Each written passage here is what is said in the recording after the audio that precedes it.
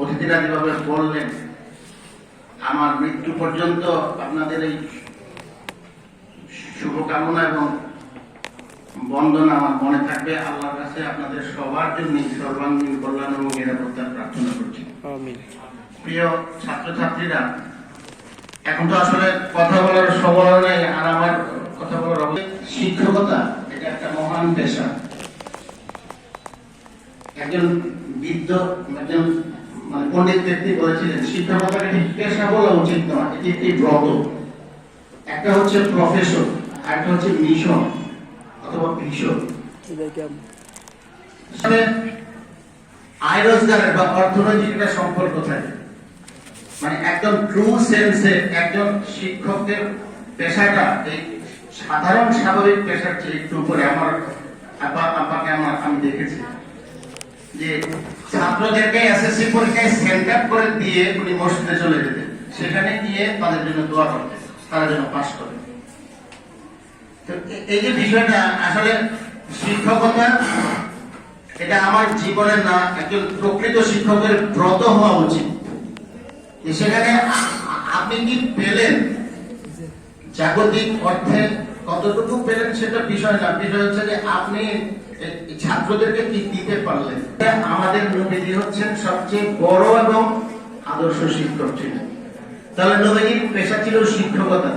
এটা যদি আপনি মাথায় রাখেন, আমরা যারা শিক্ষকতা করি, আমরা নবীজির সমগোত্রীয়, কথাটা আপনি যদি মনে রাখেন তাহলে ভালো লাগবে।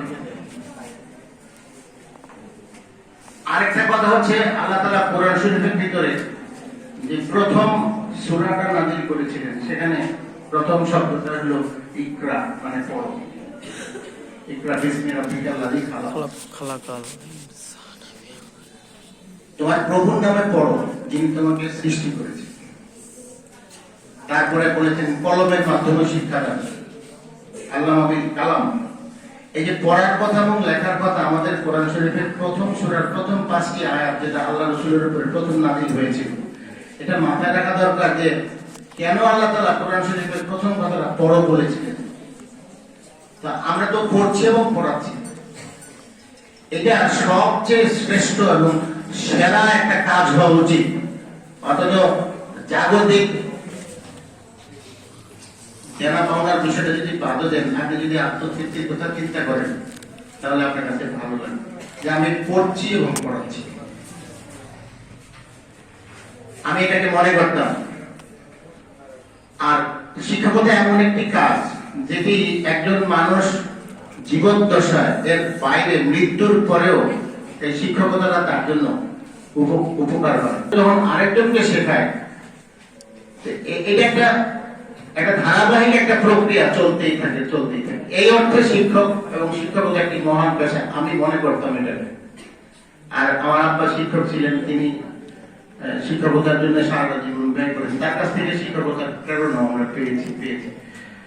তো আমি ব্যক্তিগতভাবে গর্ববোধ করি যে আল্লাহ তাআলা আমাকে শিক্ষক বানিয়েছেন। আপনাদের সবারই সন্তুষ্ট থাকা উচিত যারা আমরা শিক্ষকতা করছি, যে আমরা শিখাতে পারছি।